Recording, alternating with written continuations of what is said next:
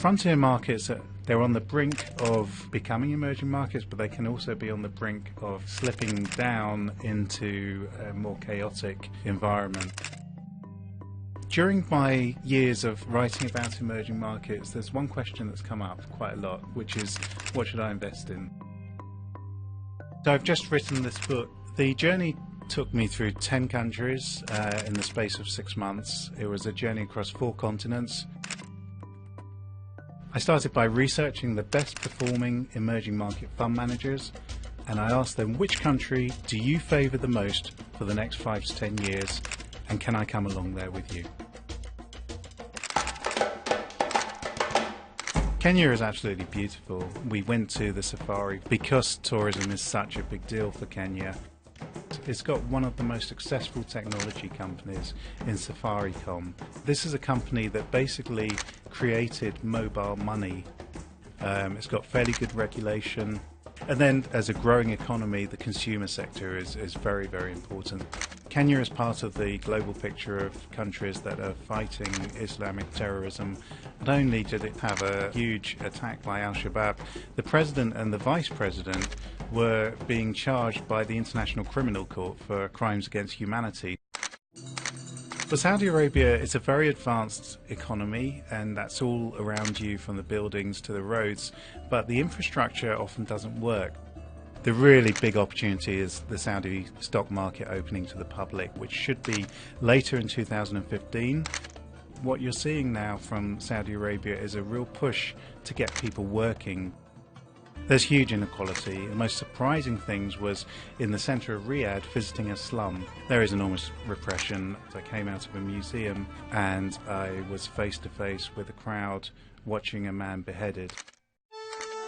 Argentina is very, very unusual in that it's one of the few emerging markets that's actually been downgraded to a frontier market.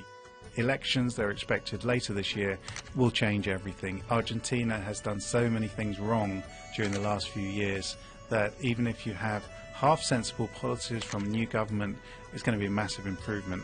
Natural resources are important as well, even in this climate of collapsing oil prices. Frontier markets are frontier markets because there's a dangerous element behind them. In the case of Argentina, it's certainly because you don't know which way this government is going to swing next.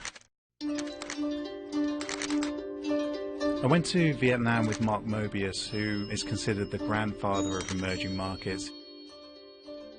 What Vietnam has going for it is a very dynamic population. I mean, the people are very resourceful. It's a big consumer population. There's consumption going on everywhere. Vietnam's biggest challenge at the moment is China. The Chinese situation has the potential to make Vietnam kind of a pawn, and the danger is that if it gets caught up in all of that, then it can affect trade relations. Nigeria will be the 3rd biggest nation on the planet by 2050. You have a country that's going to become hugely geopolitically important.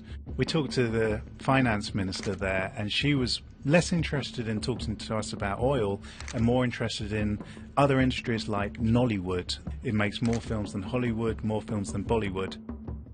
Nigeria's challenges are huge. Right now, Nigeria is the market that has the biggest losses so far this year.